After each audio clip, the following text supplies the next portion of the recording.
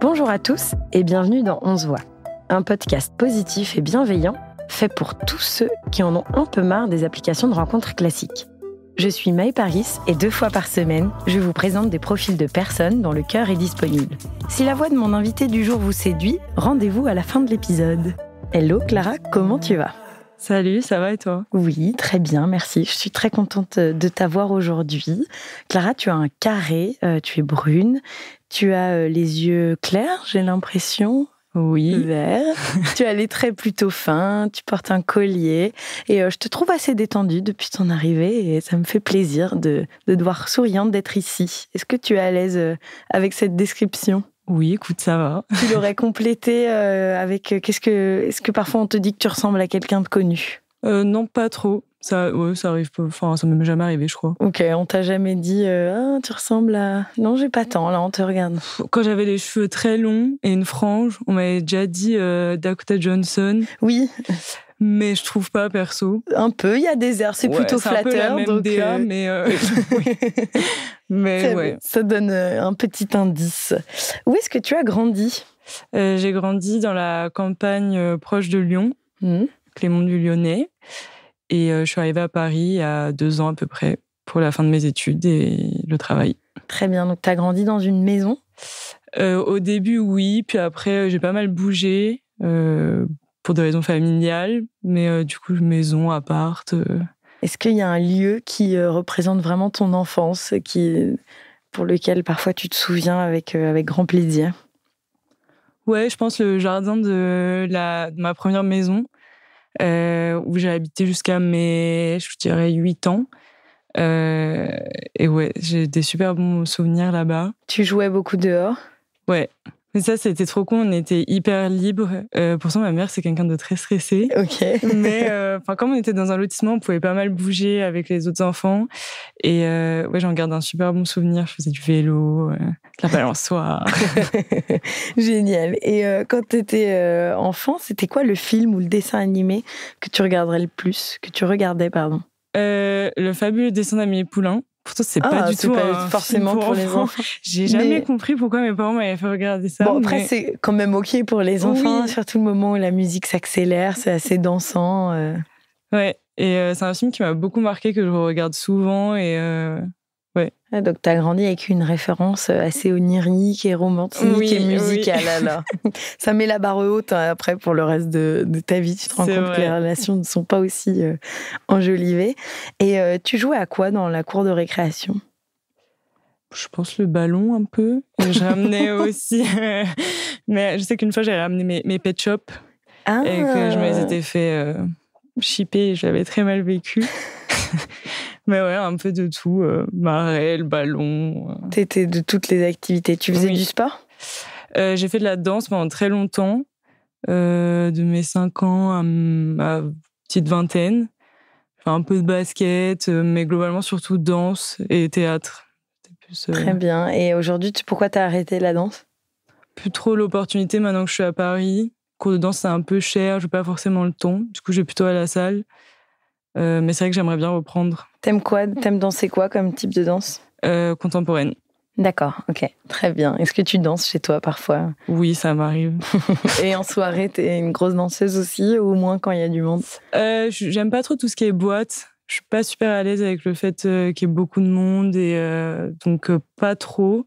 Mais tout ce qui est soirée maison et tout, oui, là... Tu peux te lâcher. Oui. Quand t'es dans un cercle à ton aise. Et quand t'es pas au boulot, tu fais quoi ? Qu'est-ce que je fais quand je suis pas au boulot ? Je vais au sport. J'aime bien faire des brocantes, chiner, petite friperie. T'aimes bien les fringues ? Ouais. Ouais, j'aime bien ça. Le regard coupable, c'est pas grave d'aimer bien se saper.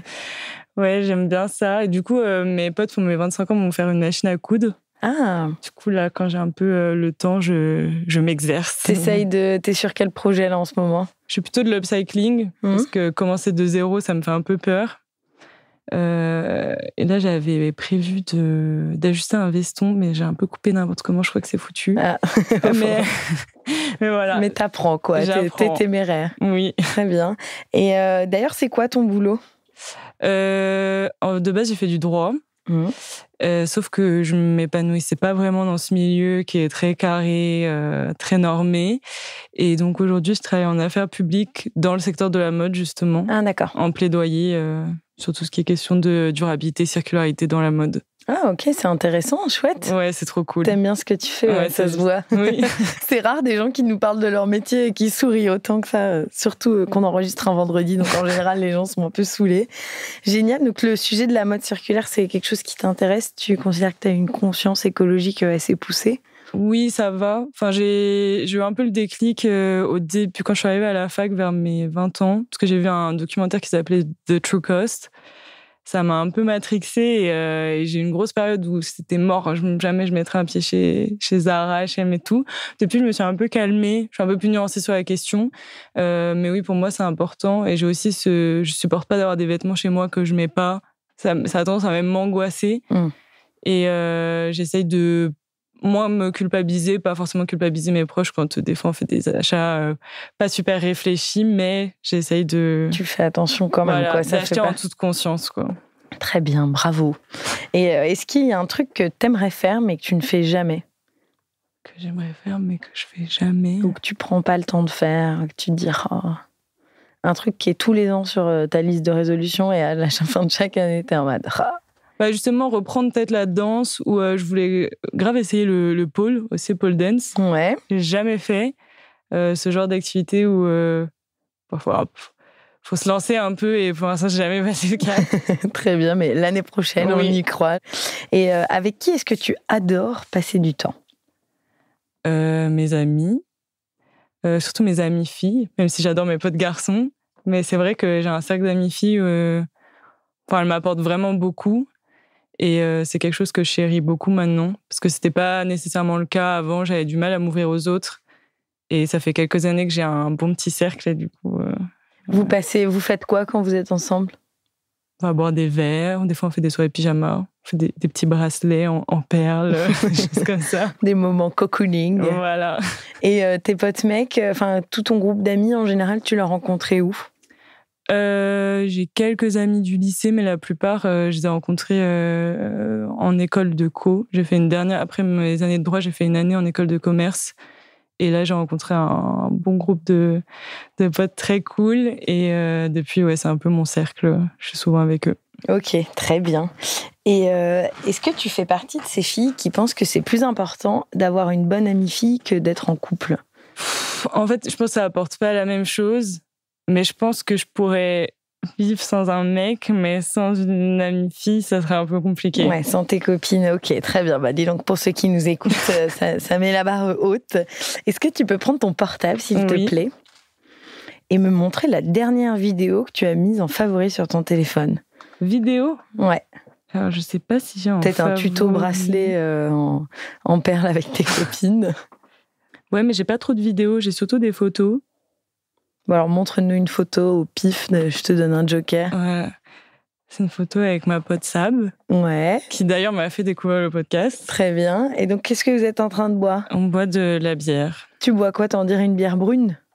Ouais, non, je pense que c'est surtout la luminosité. D'accord. Là, on était à Lyon et voilà. Tu rentres souvent à Lyon les week-ends? Ça dépend, une fois par mois à peu près. J'essaye de garder ce rythme. Est-ce que c'est une ville que t'aimes bien? Lyon en soi, j'ai un peu l'impression d'avoir fait le tour. Je ressens pas le besoin pour l'instant d'y retourner. Mais c'est vrai que le fait d'être à la campagne, parce que du coup, moi, j'habitais dans la campagne proche, ça me manque un peu, ouais. Ok. Qu'à Paris, t'as pas cet accès où en 30 minutes, tu peux être vraiment avec les vaches, quoi. Au ça vert, existe pas trop, ouais. Et toi, tu te verrais plus tard vivre à la campagne plutôt qu'en ville? Je sais pas trop. Pour l'instant, c'est un peu le dilemme. Je suis super bien à Paris. Pour l'instant, je pense que c'est là où je dois être. Mais dans le futur, je me vois pas, par exemple, avec des enfants ici. C'est pas... Ouais, c'est pas un projet que tu pourras envisager. Non. Et qu'est-ce que c'est ton rapport à ton corps? Écoute, ça va. T'es à l'aise dans tes baskets? Ouais, ça n'a pas toujours été le cas quand j'étais plus jeune, mais franchement, ça va. Je prends pas trop la tête sur ça. D'accord, très bien, c'est une bonne chose. Et est-ce que tu aimerais être célèbre et si oui, de quelle manière? Pas spécialement. Je pense que ça me saoulerait vraiment de pas pouvoir marcher librement dans la rue, de me faire arrêter ou qu'on me demande des photos, des choses comme ça. Après, tu peux aussi des formes de célébrité où ton image n'est pas associée. Par exemple, je pense que les écrivains ne se font pas toujours trop arrêter dans la rue. Ça, je pourrais plus. Surtout que j'aime bien écrire. Et quand j'étais plus jeune, mon rêve, c'était vraiment d'écrire un livre. Au fait, je l'ai jamais fait. Mais tu lis, t'écris j'écris par période. Mais par contre, oui, je lis assez régulièrement. J'ai toujours un petit livre à lire, quoi. Qu'est-ce que t'aimes écrire? T'aimes traiter de quel sujet? Plus de ma vie perso, un peu en mode journal, quoi. Et j'écris mes rêves aussi. Ah bien, c'est bien. Et tu penses à le faire régulièrement? Là, plus trop. J'avais commencé, je me rappelle, en 2017, j'ai une note énorme avec tous mes rêves, des trucs qui n'ont aucun sens. Wow.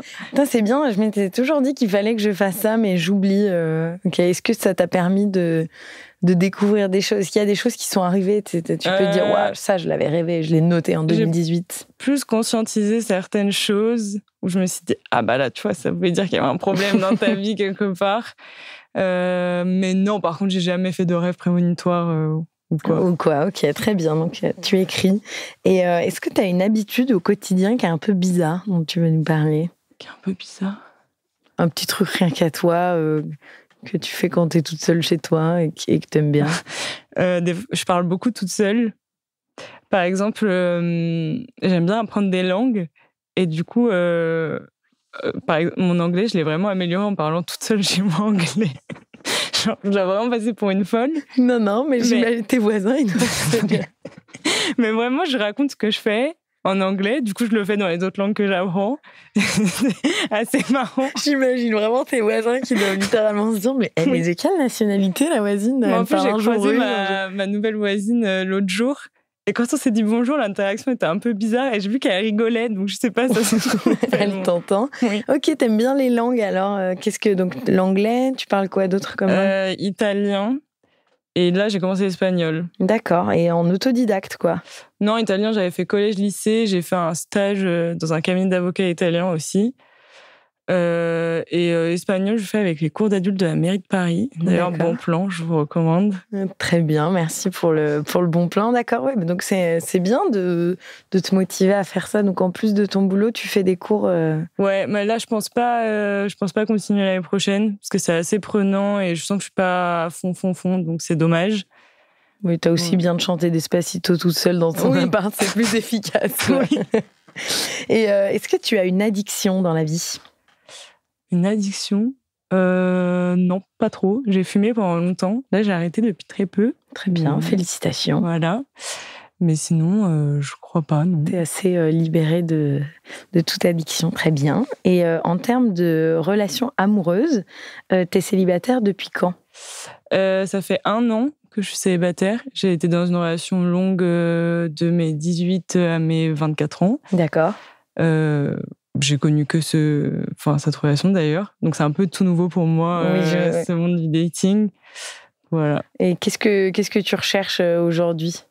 Pendant cette année de célibat, j'ai expérimenté d'autres formes de relations non exclusives et ça m'a beaucoup apporté. J'ai beaucoup appris sur moi-même, mais je sais que ça correspond pas vraiment à ma personnalité. Aujourd'hui, je suis pas spécialement à la recherche. Je considère que j'ai pas besoin d'avoir quelqu'un. Mais en tout cas, je suis totalement ouverte aussi à cette idée. Mais si je le fais, c'est que, c'est pour qu'il y ait quelque chose derrière. Ok. Je dépense plus mon énergie pour quelque chose. Je comprends, ouais. Je sais pas si c'est très clair. Non, mais si, je comprends. Mais du coup, ta démarche en venant sur ce podcast, c'était quoi? C'était de te dire, moi, au cas où. Ouais, c'est de m'ouvrir à un autre type de rencontre parce qu'en soi, j'ai juste rencontré des gens au travers de la vraie vie ou des apps et je trouvais le concept super cool. Et t'es quand même prête à rencontrer quelqu'un aujourd'hui? Oui, totalement. C'est juste que je suis pas dans la recherche absolue. Oui, de quelque chose de... Non. Et au tout début, il y a 1 an, comment tu l'as vécu un peu ce retour au célibat? C'était chelou, t'as pu dormir en étoile dans ton lit? Ouais, j'ai réalisé beaucoup de choses sur moi-même, sur pourquoi j'étais restée aussi longtemps avec cette personne. Et oui, on se redécouvre un peu parce que finalement, je me suis mis en couple quand j'avais 18 ans et j'ai vécu tout le début de ma vingtaine avec quelqu'un. Mais ça m'a... Enfin, je l'ai vraiment vécu un peu comme une renaissance. C'est dur de dire ça comme ça, mais c'est vrai... Je me suis redécouverte un peu. Ok, très bien. Un phénix, quoi, après cette séparation. Très bien. Et est-ce que tu peux nous dire ce que tu ne veux plus maintenant que tu as pris un peu du recul? Qu'est-ce que tu ne voudrais plus dans une relation? Je veux plus d'une relation, j'ai l'impression d'avoir toute la charge mentale. Je pense qu'on est beaucoup de femmes à ressentir ça. Et c'est vrai que c'est un peu épuisant, donc j'ai plus nécessairement envie de ça. Et oui, juste quelque chose de simple où on se prend pas la tête. Et en fait, c'est censé être genre, bien sûr, une relation, il y a forcément des hauts et des bas. On est là pour apprendre à vivre ensemble et à faire potentiellement des concessions, mais des fois, il y a juste trop de concessions. Ouais. Et c'est juste qu'on n'est pas fait pour être ensemble. Et ça, je veux arrêter de forcer les choses parce qu'on aime la personne, parce que l'amour, c'est pas toujours suffisant. Très bien, c'est beau ce que tu dis. Non, mais t'as complètement raison et je comprends. Et en soirée, au boulot ou ailleurs, s'il y a un mec qui te plaît, est-ce que tu pourrais faire le premier pas? Je l'ai déjà fait plus ou moins, mais parce que c'était dans un contexte où la personne faisait partie de mon cercle d'amis, par exemple. Donc c'est différent, mais avec des inconnus, je sais pas trop dans la drague. Ouais. Je me fais pas trop draguer non plus. Je suis pas très expérimentée. T'es plutôt, tu penses, timide ou? Non, mais je sais pas, je pense que je dégage un truc qui doit faire que je mets un peu de distance avec les gens quand je les connais pas de base. Je pense que ça doit rebuter un peu et moi je me lance pas toujours. Et si généralement si quelqu'un me plaît, je vais plutôt m'éloigner. J'allais te dire, quand quelqu'un te plaît, c'est quoi ta petite parade de pan? J'ai pas trop de parade de pan pour l'instant. Je m'en vais du bar. Voilà, je baisse les yeux et je t'ai pas vu alors que... ta technique, ok, d'accord. Mais c'est pas une technique, c'est juste vraiment ma réaction première. D'accord, et est-ce que t'aimerais travailler là-dessus? Est-ce que parfois, du coup, tu rentres dans un moment où t'as pu avoir du coup un petit coup de cœur sur quelqu'un et tu dis, purée, mais j'aurais dû y aller, j'aurais dû lui faire passer... Oui, ça a pu m'arriver. Du coup, des fois, je me suis mis un petit peu des coups de pied aux fesses pour y aller. Pour avoir le courage d'y aller. Mais pour l'instant, j'apprends toujours à être une grande séductrice. C'était pas le cas. Très bien. Et en couple, pour que nos auditeurs soient prévenus, c'est quoi ton plus gros défaut? Je pense que mon plus gros défaut, c'est que je veux tout régler tout de suite. Par exemple, s'il y a un conflit, je vais avoir tendance à vouloir qu'on mette un terme au conflit tout de suite, ce qui est une bonne chose, mais d'un côté, ça l'est pas toujours parce que des fois, il faut juste laisser reposer les choses, prendre du recul. Et moi, je suis vraiment parfois dans l'émotion et dans l'action avec la volonté de résoudre tout de suite le problème, alors que... Et donc, parfois, ça aggrave les choses. Ouais.